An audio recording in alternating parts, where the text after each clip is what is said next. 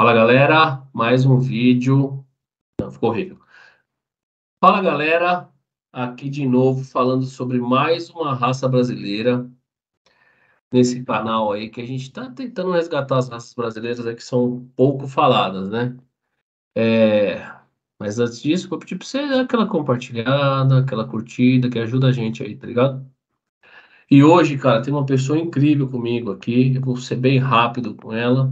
Mas uma pessoa, assim, muito incrível. É o Ivan.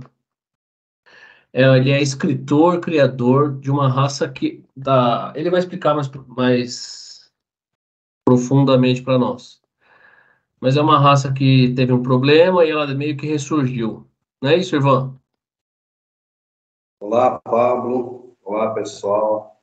Obrigado pelo convite aí para falar sobre o rastreador brasileiro. É sempre muito bom poder falar de cães, né? Ô, Ivan, você pode contar para nós aí como começou a história da raça, cara? A história da raça, ok. O criador da raça, desenvolvedor da raça, foi o seu Oswaldo Budoli Aranha Filho. Ele, nascido no Sul, uma pessoa assim diferenciada. O pai dele foi um advogado muito importante e político também. Então, no começo dos anos 50, o seu Oswaldo, ele queria desenvolver um cão de caça. E ele importou cães de algumas raças e a matriz principal dele era brasileira. Uma coisa que eu gostaria de deixar claro aqui, que é muito importante, é que, assim, tudo que a gente sabe sobre o rastreador brasileiro está contido apenas em uma entrevista que ele deu para Cães de Companhia, em 1986, edição 89 da Cães de Companhia. Foi a única entrevista com ele, e depois tiveram algumas matérias na Cães de Companhia nesse tempo todo. Então, ele usou animais importados, e segundo o seu Paulo Roberto Godinho, um sinófilo também, ele é escritor até de um livro sobre o fila brasileiro, que conheceu o seu Oswaldo, acompanhou desde o início da trajetória dele, a seleção de cães, até o fim trágico. Então, tudo que a gente sabe de mais real sobre a raça está nessa entrevista do seu Oswaldo para Cães de Companhia e numa reportagem, uma entrevista com o seu Paulo Roberto Godinho, que ele concedeu ao site rastreadorbrasileiro.com.br e nas revistas Cães de Companhia, né? Então, segundo o seu Paulo Roberto Godinho, a matriz principal do seu Oswaldo foi uma cadela que ele buscou em Minas Gerais, aqui em Minas Gerais, em Varginha, sul de Minas Gerais. Segundo o seu Paulo Roberto, essa foi a base dele, uma cadela tipicamente com influência dos foxhounds americanos, né? E nessa reportagem do seu Paulo Roberto Godinho, ele esclareceu uma dúvida que todos nós tínhamos, porque no texto da Cães Companhia, da entrevista do seu Oswaldo, ele fala que ele usou cadelas veadeiras. Isso deixou uma lacuna, uma dúvida de que tipo de cão veadeiro que ele tinha usado, veadeiro pampeano, veadeiro nacional. Eu, particularmente, nunca acreditei que ele tivesse usado nenhum dos dois veadeiros.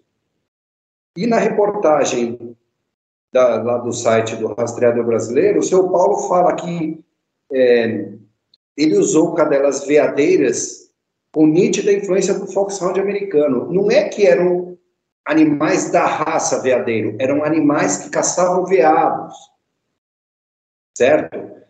Mas puxado para o padrão do foxhound americano. Então, a base dele, segundo o seu Paulo, foi essa cadela que ele buscou em Minas Gerais. Inclusive, vocês podem acessar essa matéria, é super bacana, no site do rastreadorbrasileiro.com.br. Então, a base dele foi essa cadela, e, segundo consta, ele importou cães da raça Black and Tan com Hound, Blue Tick com Hound, pequeno azul da Gascônia e Foxhound americano, né? Isso é o que a gente sabe que é o que está nas matérias, na matéria com ele e depois nas outras edições. E como se deu, você sabe como se deu o processo inicial de seleção lá dos cães do seu Oswaldo Aranha? Olha, ele estudou nos Estados Unidos, né? Então, família muito boa, tinha excelentes contatos lá. Eu acredito que ele teve conhecimento dessas raças americanas, né? Porque Foxhound americano é uma versão americana do Foxhound inglês. Blue Tick com Hound e o Black Antan com Hound são da mesma família que os Coonhounds. Se eu não me engano, são 6 variedades de Coonhounds. Ele usou 2. E acredito eu que foi conversando com amigos caçadores, né? Inclusive o padrão do rastreador brasileiro, ele fez junto com um senhor que era um expert em cães de caça, pelo que eu li na reportagem, né? Então eu acho que a seleção dele foi por cães urradores, cães de raça urradores e farejadores, porque ele valorizava muito o urro do cão. Conta para nós, cara, como foi o processo de reconhecimento da raça junto aos cartórios aí? Cartórios, né, das entidades de sinofilia. Foi a primeira raça brasileira a ser reconhecida no Brasil, né, em 1967, e em 1974 a raça sofreu um duro golpe, porque ele, como único criador e desenvolvedor da raça, todas as fêmeas, matrizes e reprodutores, né, estavam com ele. E ele teve uma grande infestação de carrapatos no canil dele. Vamos dizer, metade dos cães morreram de doenças do carrapato e a outra metade morreu por excesso de carrapaticida, usado por um funcionário.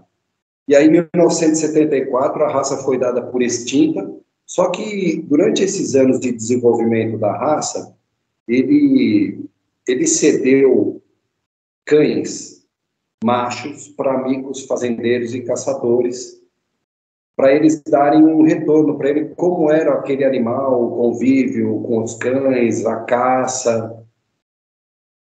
E acredita-se que estes cães doados por ele, durante esses tempos de desenvolvimento da raça, cruzados com cadelas do mesmo tipo, do grupo dos americanos, né, dos sabujos farejadores, ou cães orelhudos e que urram, a gente conseguiu quase que manter alguns indivíduos aí no padrão da raça, né?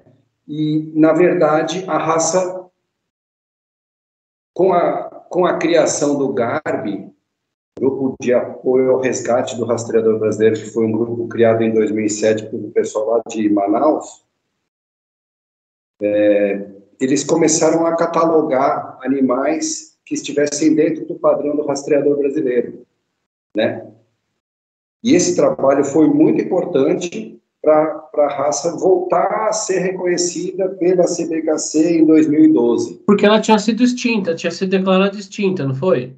Em 1974, quando o senhor Oswaldo perdeu todo o plantel dele, ele comunicou à FCI que a raça tinha sido dada por extinta. Ele cometeu um erro, infelizmente, né, De deixar fatal, que todos foi juntos, né? Não ter... porque se dá um surto de uma doença, você perde tudo, e foi o que aconteceu. Cara, tô bacana essa parte histórica. Inclusive, quando você cita o GARB, né? Grupo de Apoio ao Resgate ao Rastreador Brasileiro. Eu tava procurando. Cara, assim, eu acho, fora o seu livro, que eu quero falar com você daqui a pouco, tem pouca coisa sobre o rastreador brasileiro, né, cara? É um trabalho muito bonito, cara, que eu quero que você fale agora, só abrir esse parênteses aqui. Foi um trabalho fenomenal, assim, de resgate da raça. E a gente não vê tanta coisa, assim. Como é que foi o processo de resgate da raça, cara? Você consegue explicar para nós? Então, eu acredito que é o seguinte, Existe um grande grupo que a gente chama de grupo dos cães americanos. Os americanos, né? Que são o quê? Cães com forte presença das raças Foxhound americano, tem Foxhound inglês, Azul da Gasconha, né? Então tem um grande grupo de cães que os caçadores chamam de americanos.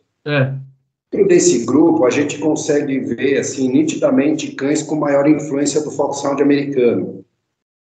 E dentro desse grupo dos americanos, existem cães no padrão do rastreador brasileiro, certo? Então, como a gente sabe quais foram as raças que ele usou, a gente tem buscado, a maioria dos criadores faz isso, a gente busca entre os caçadores indivíduos que estejam dentro do padrão da raça, e aí a gente registra, tira o registro inicial desse cão, e a partir daí a gente vai cruzando. A raça, ela precisa de novos adeptos, novos criadores, porque existem basicamente apenas 3 ou 4 linhas de sangue de rastreador brasileiro, e essas linhas de sangue, elas já se cruzaram. Então, a gente precisa de animais com sangue novo, registros iniciais novos, para manter a saúde da raça no futuro, porque cruzar parentes, cães muito próximos, você fixa características, mas você não traz só coisa boa, né? Nem traz algumas coisas indesejadas. Então, o resgate foi dessa maneira, buscando cães funcionais entre os caçadores que estivessem dentro do padrão da raça rastreador brasileira. E fala para mim uma coisa, hoje ainda se aceita a inserção de cães aí ou não? Ou vocês só vão lá no campo e buscam os que estão trabalhando ou vocês pegam de outras raças ainda? Qual é feito nessas raças da moda aí? Não. Uma cruza que a gente viu que dá muito certo é o chamado Foxhound americano. O Foxhound americano tupiniquim, vamos dizer, porque desde o começo da colonização do Brasil, com os navios comerciais, vinham também cães, vieram cães terriers, vieram cães de caça, né? Então, foi se criando assim um tipo de Foxhound meio brasileiro. Inclusive, hoje existe uma associação de criadores de hounds do Brasil, né? Que inclusive eu estou tentando levar o rastreador brasileiro para essa associação, porque é um round do Brasil. É um round do Brasil. O rastreador brasileiro é o primeiro round do Brasil, né? Também conhecido como honrador americano. Então, eu acho que é por aí, sabe, que foi o resgate. E tá sendo ainda, né? Sim, Cara, sim. E a gente ainda procura cães, registros iniciais. Para você ter uma ideia, todos os cães que eu usei nas minhas cadelas, com exceção de um, os outros 4 foram registros iniciais, que eu já rejeitei muito cão por mordedura incorreta, falta de dente, e eu acho que os principais fatores que me fizeram assim abrir mão de alguns cães foram esses: não funcionalidade e uma mordedura incorreta.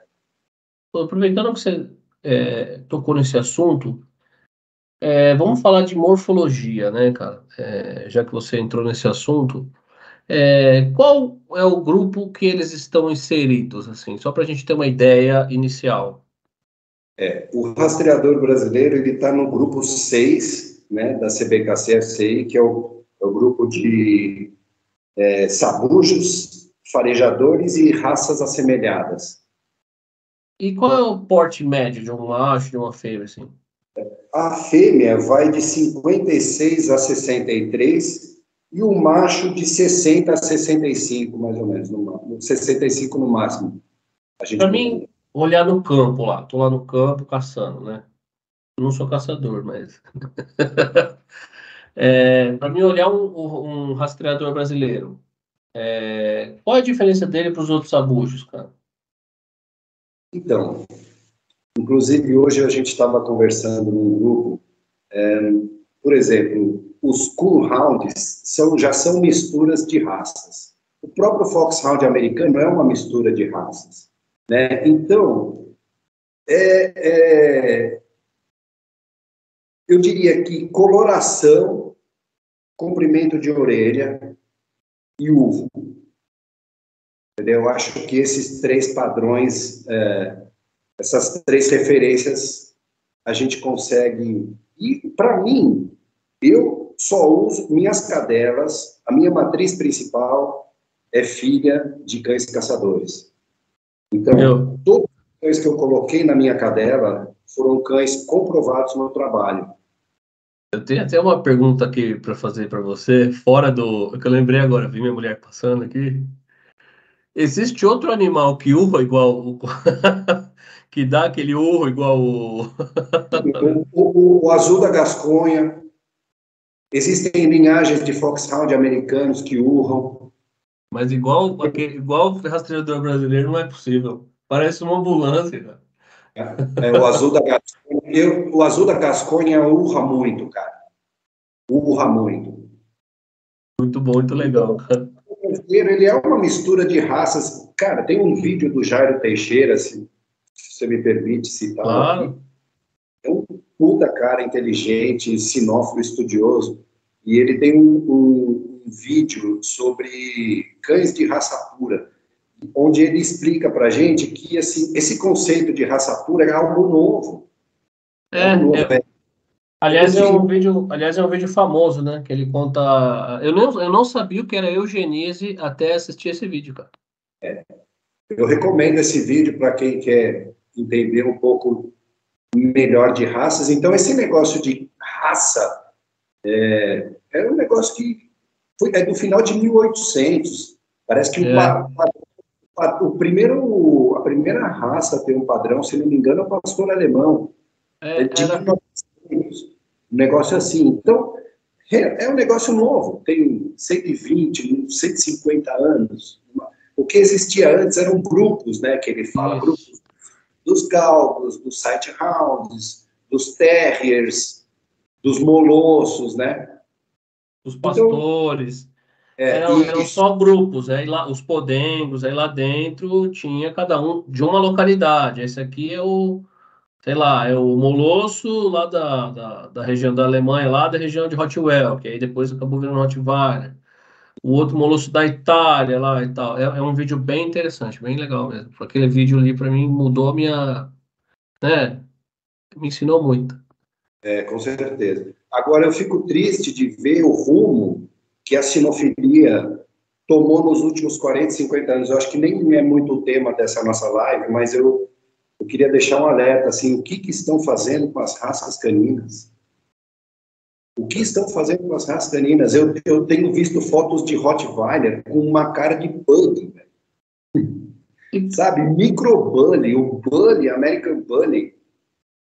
Então, eu Tem... acho que, assim, como a gente não está saindo um pouco do assunto, eu vou deixar nunca deixo a minha opinião pessoal. Vou deixar agora. Eu acho que o que está acontecendo é que a humanidade está mudando. Como nós não precisamos mais do cão para o trabalho, assim, porque algumas máquinas conseguem suprir essa necessidade, em alguns casos, acho que a galera tá. Sim, a mudança de comportamento do humano também, né? O humano hoje tem menos filhos, ou não tem filhos, e aí acaba canalizando todo o carinho que seria para um ente querido ou para um filho para um animal e acaba vendo ele, né, o lance da humanização, que Cão é... tá sendo prejudicial. Então hoje eu não vou citar raças, eu não vou citar nada, mas a gente vê que o pessoal está mais preocupado em selecionar por cor, selecionar por tamanho de focinho, do que se ele vai ser apto ao trabalho ou não, né, cara? Eu, assim, não consigo entender uma raça que eu gosto muito, que é o Rottweiler, com o focinho tão curto como tá sendo, cara. Uma cabeça gigantesca. Então tá tirando a arma principal dele, né? Que a arma principal dele é a boca, tá tirando por modismo. Então perdeu a função totalmente, né? E você, não sei se você sabe, acredito que sim, não existe ainda hoje nenhuma máquina tão precisa quanto o focinho de um Não, cão. Não existe. Então, é fundamental que a gente mantenha a criação de cães funcionais. sim. Sabe, raças consagradas no passado como raças de trabalho, tem amigo que já não conseguiu encontrar, cara. Ele adquiriu um cão de linhagem de exposição e o cara é um excelente adestrador, ele trouxe o cão. Mas já não é tão fácil encontrar animais funcionais de raças reconhecidas, cara. É melhor não citar raças, né? Mas o ser Não, humano, durante muito tempo. estão acabando com as raças. Tem umas que ainda são muito rústicas e tal. A gente está numa jornada agora, Ivan, para falar sobre raças brasileiras. E nós percebemos que as raças brasileiras, por serem menos cobiçadas, elas ainda tendem a ter, algumas raças, né? Elas ainda tendem a ter uma funcionalidade maior. Outras meio que se perderam, como foi o caso do Fila, e aí a galera criou o original Fila brasileiro, que está voltando e fazendo um trabalho semelhante que o pessoal do rastreador brasileiro fez, cara. Você tocou num ponto aí que eu gosto muito, cara, que é, assim, é uma das minhas paixões, cara. Eu ainda quero ainda me aprofundar muito, que é o lance do faro, cara. O rastreador brasileiro, ele é um cão de rastreio, claro, né? Um cão que prima por esse dom que a natureza lhe deu, né? Que é o faro. E você no trabalho, como é que você vê a forma que ele usa o faro? Ele vai pelo venteio, ele vai pelo rastreio. Como é o trabalho a mecânica do rastreador brasileiro? Ele é um rastreador, né? Mas, dependendo da situação, ele pode ventear, porque, vamos lá, o rastreio é o quê? Focinho no chão, É. certo? Você seguindo a trilha, o odor que desprendeu daquela pessoa, esse é o rastreio, focinho no chão. O venteio é quando ele aproveita as correntes de vento que trazem o odor para ele. Ele trabalha em ambas as frentes, mas eu acho que se a gente fizer um programa no início do treinamento, a gente firmar o pessoal fala, é o faro esportivo, né, É. os exercícios de faro esportivo, onde o cão não pode levantar a cabeça do chão, sabe? Então, o que eu gosto de fazer quando eu inicio um filhote é esse jardim da infância, exercícios básicos que eu vou pisando na grama e vou deixando pedacinhos de salsicha e o cão vai associando, né, aquele odor à ração, e aí a gente vai aumentando cada vez mais o espaço de um petisco para o outro, até ir tirando e o cão chegar e receber a recompensa da pessoa que ele está procurando. Eu sou realmente, eu não sou, eu sou um fã assim declarado da Ana, do grupo GBR Brasil, que trouxe para o Brasil, que trouxe não, né, mas que infundiu assim de uma forma super competente o mantrailing, né, que é que é uma modalidade que é pouco utilizada aqui no Brasil, muito utilizada nos Estados Unidos, né, de, de busca e resgate do que for, né, e é o que a gente fala que é o odor específico, né, pega o odor da pessoa e coloca lá, eles usam muito o Bloodhound, né, por ter características de pernalta, por ter um faro, parece um míssil, né? Um detector, aquele cachorro e tal. Se eu hoje sou um cara nacionalista, eu quero entrar no Mantrailing e quero usar um rastreador brasileiro, eu consigo? Com certeza, com certeza. A raça ela vem se destacando nessa atividade. né, de norte a sul do país. Nós temos rastreador brasileiro, tem 2 machinhos que saíram daqui de Sacramento, Minas Gerais, foram para Blumenau, Santa Catarina. Tem um cão, o Corpo Bombeiro Militar do Acre. Esse cão, ele é filho de um cão nascido aqui. O primeiro rastreador brasileiro homologado cão de bombeiro de todo o norte. Muito bacana, cara. E assim, o rastreador brasileiro, ele é um cão mais leve, acaba sendo mais ágil. A resistência também, porque se desgasta menos por não ser tão pesado quanto a outra raça, né? E a capacidade olfativa é muito parecida. Então, o rastreador brasileiro, ele vem se desenvolvendo como um cão de busca por odor específico, sim.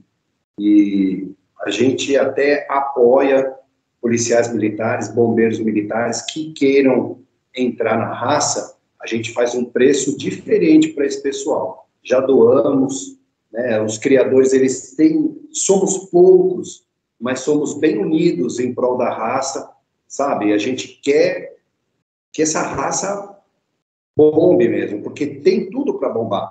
É rústico, excelente faro, é um excelente cão de alarme, certo? Você ouve um rastreador brasileiro urrando no quintal, eu duvido que alguém tenha coragem de pular para dentro.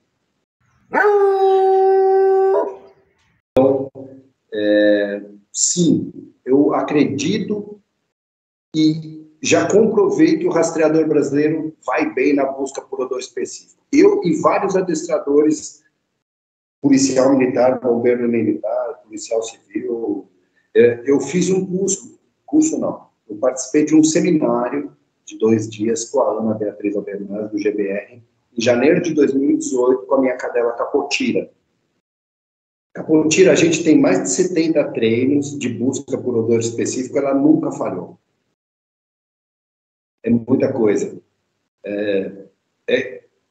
Infelizmente, das modalidades de adestramento, a busca por odor específico talvez seja mais complicada, porque você depende de figurantes, sabe? Então, você conseguir um figurante para acordar de madrugada, fim de semana, para ir para o meio do mato, cara, Andar.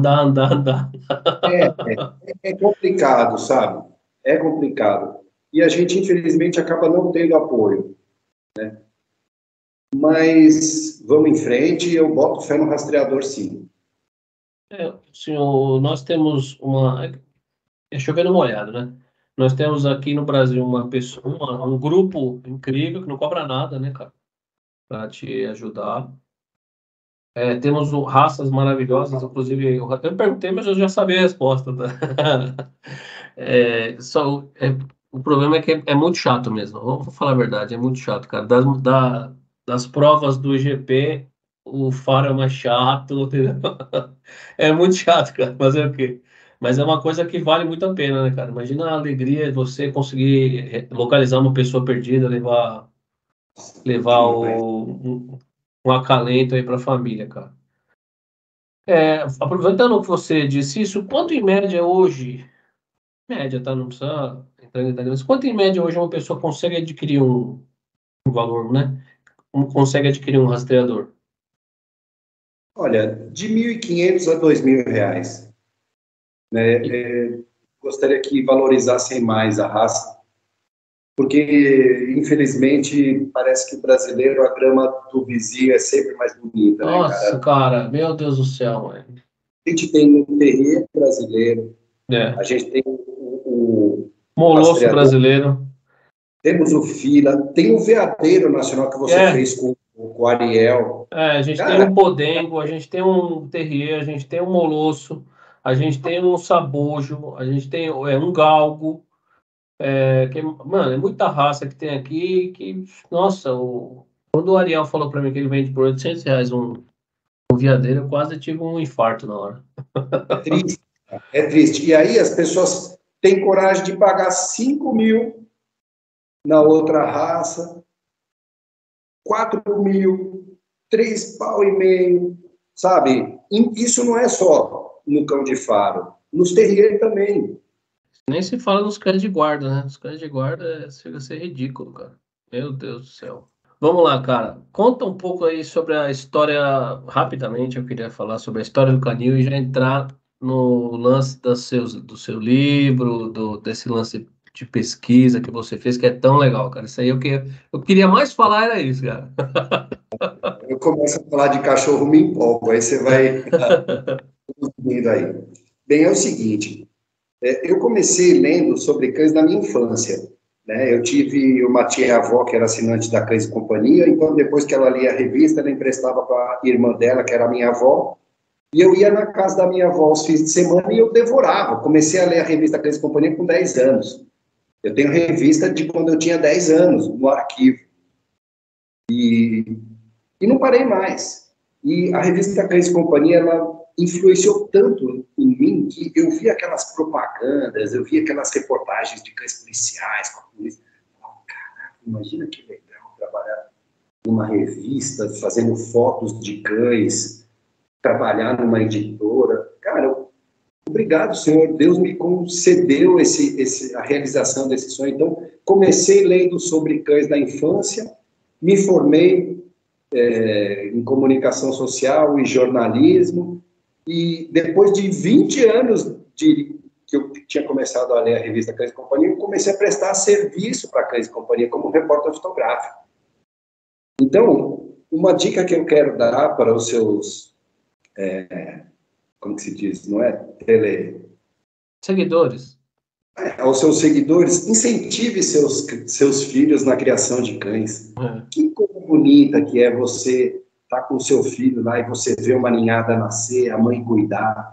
Né? Infelizmente, no mundo de hoje, a gente vê animais sendo mais atenciosos com a sua prole do que os próprios mãe e pai, né? Então, quer dizer, eu comecei a ler de criança, eu quero deixar claro que eu não me acho um sabedor de tudo, pelo contrário, eu trabalho com adestramento de cães e todo dia eu aprendo coisa nova com eles. Eu estudo cães há mais de 40 anos e eu tenho a humildade de dizer que todo dia eu ainda aprendo coisas com eles. E, enfim, meu primeiro canil foi um canil de Fox Paulistinha, em 89, associado ao clube do Fox Paulistinha. Tive uma ninhada só, porque era moleque. Depois eu tive um canil em 97, canil Higashi no Roxo de Akita Inu, uma raça bem complicada de criar, muito pelo, né? Também tive poucas ninhadas. E em 2012 eu me mudei para Sacramento e quando eu cheguei aqui eu vi que tinha um tipo de cão de caça que eu não sabia o que era. Eu sabia que era um cão de caça com influência do Foxhound americano, mas não era o Foxhound americano, entendeu? Cara, tinha uns 6 meses que eu estava aqui, saiu eu nunca deixei de ler a Cães e Companhia, a revista que me acompanhou minha vida praticamente inteira. E aí, numa edição da Cães e Companhia, saiu uma nota lá falando que o rastreador brasileiro tinha voltado a ser reconhecido pela CBKC. Falei, puta merda, tem cachorro aqui dessa raça. E o povo nem sabe. E aí eu comecei a pesquisar, conversar com as pessoas. Eu falava, é rastreador brasileiro. O cara torcia o nariz para mim, velho. Porque eu sou paulistano, estou em Minas Gerais há 11 anos. Aí veio um cara falar para caçador, rastreador, é americano, velho. Que papo é esse de rastreador brasileiro? Então as pessoas não conheciam o que tinham aqui, cara. Eu demorei mais de 6 meses. Eu procurei um casal que estivesse dentro do padrão da raça e que tivesse tido uma ninhada toda dentro do padrão da raça. É o mínimo que um selecionador de cães pode fazer. O ideal é você conhecer o pai e a mãe da ninhada, a ninhada, se conhecer os avós paternos e maternos, melhor ainda. Porque aí você vai tendo mais segurança de que não vai sair do padrão. Porque, por exemplo, às vezes você pode ter um casal que está dentro do padrão da raça, mas por não conhecer os seus antepassados, eles cruzam e nessa ninhada nascem cores indesejadas. Então, eu acredito que não adianta você pegar um filhote daquela ninhada, mas que esteja dentro do padrão, porque o gene está ali. Você entende? Então, o que eu fiz? Demorei, mas encontrei um casal que estivesse dentro do padrão da raça, com uma ninhada toda dentro do padrão da raça. Não tinha um filhote fora. Eu registrei esse casal e 2 filhotes dessa ninhada, e daí eu comecei a minha criação com a cadela que chama Aritana Olhos d'Água, que é o nome da fazenda que ela nasceu, da Serra da Canastra, que é o nome do meu canil. Então, eu comecei a minha seleção procurando animais funcionais que estivessem dentro do padrão da raça.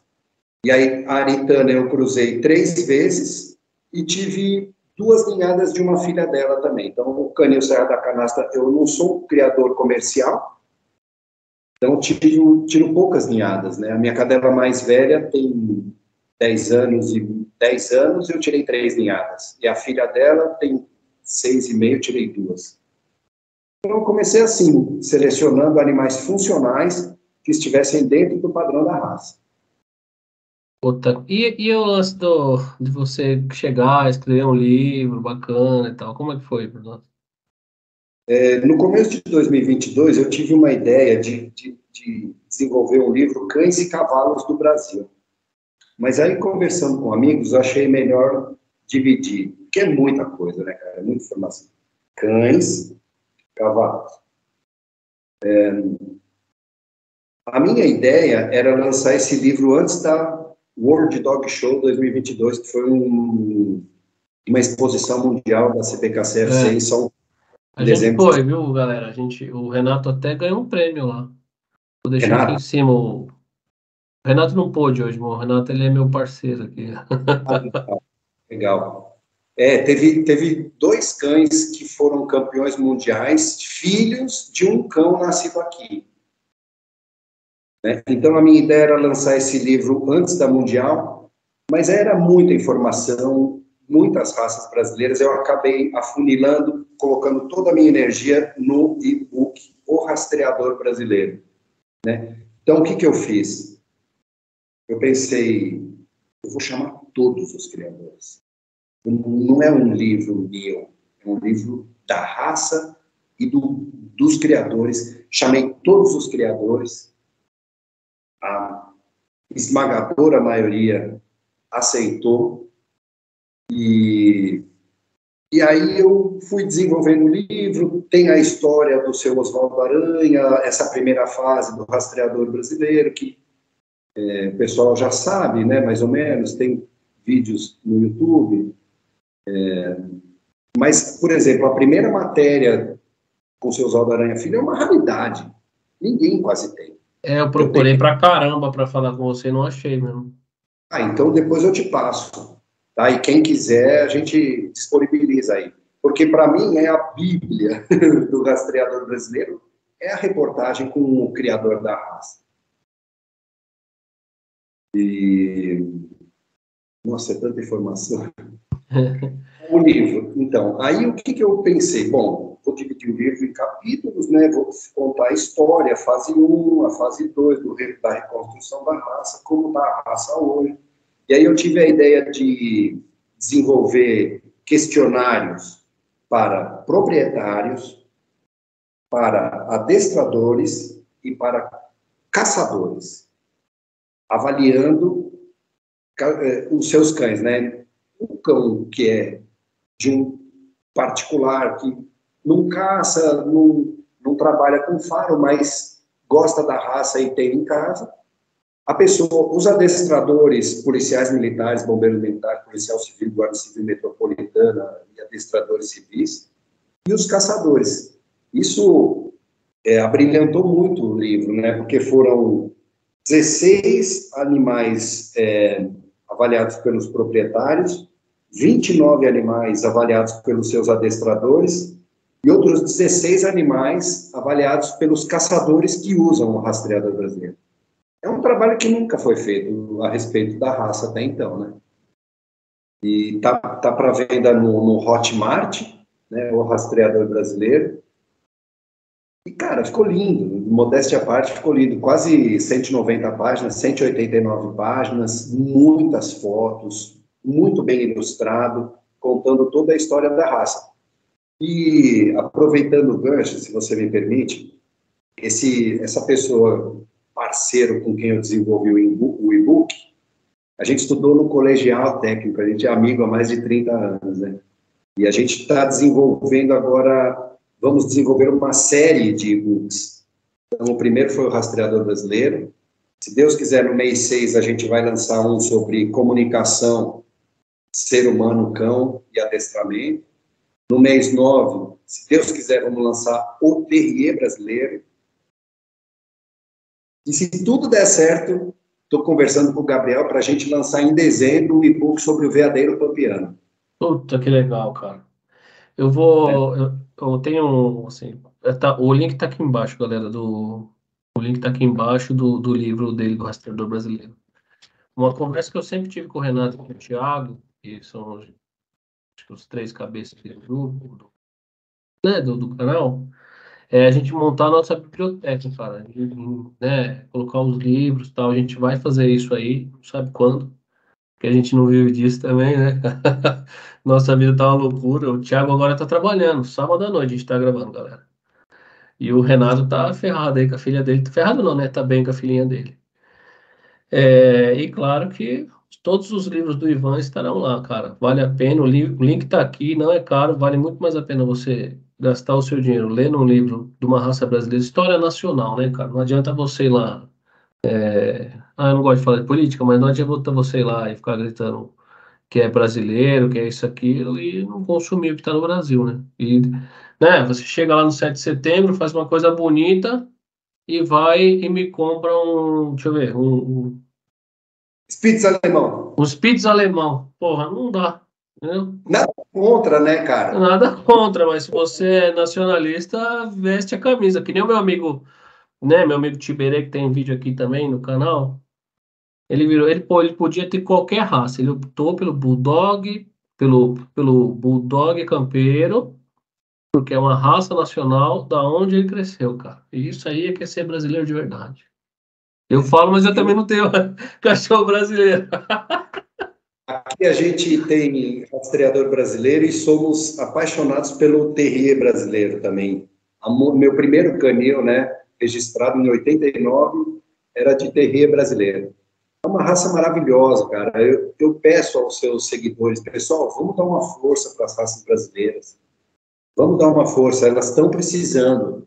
Não tenho nada, absolutamente nada contra a SRDs, sempre tive, sempre tive. A minha primeira, eu faço sinoterapia aqui na PAI, né? Eu levo cães para as crianças. Minha primeira cadela que eu levei lá na PAI era uma SRD. Hoje eu trabalho com terrier brasileiro e rastreador brasileiro na PAI. É um trabalho maravilhoso. Então, um pedido, vamos dar força para as raças brasileiras e quem tiver possibilidade, vai atrás de informação para desenvolver um projeto de sinoterapia aí na PAI da sua cidade. Onde tiver uma PAI, sabe? Se informa, quiser entrar em contato, a gente conversa. Né, Pablo? É um trabalho maravilhoso, maravilhoso. E as raças brasileiras, elas vão bem. O terrier brasileiro, para iniciar, eu comecei uma turminha esse ano, sabe? Para você iniciar é perfeito, porque ela é pequenininha, É, simpática. Aí, numa segunda fase, as crianças perderam um pouco o medo, você já pode chegar com uma maior que aguenta mais os apertões, né? Então eu peço isso, vamos dar uma força para as raças brasileiras e quem puder desenvolver um trabalho de sinoterapia com elas, a gente vai lá achando que vai ajudar, cara, mas é a gente que é ajudado. É é. emocionante demais, cara, é emocionante demais.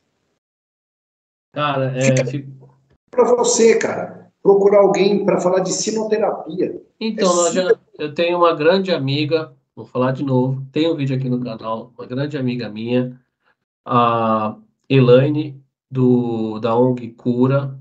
Ela trabalha com cães de assistência, leva cães para hospitais, treina cães para pro deficiente, pro autista, pra tudo, né? E o marido dela faz cães, a gente vai falar com ele, né? Treina cão, guia, cara, é uma família maravilhosa. A Muito gente ainda legal. não tem tempo, né? A gente não, eu sempre fugiu aqui do grande centro, né? Mas quem tá nos grandes centros aqui não tem muito tempo para essas coisas assim. Eu faço uma caminhada com meus cães à noite, de madrugada. E é isso. Mas é legal, cara. Puta, quem puder faz, entendeu? Que é bacana demais. Eu já vi e é engrandecedor. É. Essa é muito mais para você. Te eleva assim a uma condição muito mais legal, aí, cara. Mas o interessante é que a gente vai querendo ajudar. É, A, gente- a nossa intenção não é um negócio egoísta para a gente vai querendo ajudar e sem querer a gente sai fica mais premiado, né? humano, fica mais humano. O prêmio, né? O retorno de você ajudar o próximo é muito maior, né, cara? É demais. Bacana mesmo. E é isso então, Ivan. Cara, muito obrigado pelo papo. Olha só, muito obrigado pelo papo, cara. Bacana. E é isso, galera. Se você puder terminar o vídeo aí, fala o que você quiser. Pablo, eu te agradeço aí o espaço, tá? Estou sempre à disposição aí no que eu puder ajudar, né? E peço de novo aí, vamos dar uma força aí para as raças brasileiras, porque elas estão precisando, né? São cães funcionais. Companhia todo cão faz, né, Pablo? É, Pô, vou comprar um cão de companhia. Procura. Agora, uma outra coisa, também não adianta você procurar um cão de trabalho, sendo que você não vai dar trabalho para ele. Tá? Então, por exemplo, o rastreador brasileiro é um cão maravilhoso, mas não é um cão para qualquer pessoa. Assim como um Rottweiler, uma pessoa nunca teve um cão. Pô, quero ter um Rottweiler, quero ter um Canicorso, um Fila. É possível? É, mas o rastreador brasileiro, por ser um cão muito ativo, eu chego a dizer assim que junto com o veadeiro pampeano, são as duas raças brasileiras mais funcionais da atualidade.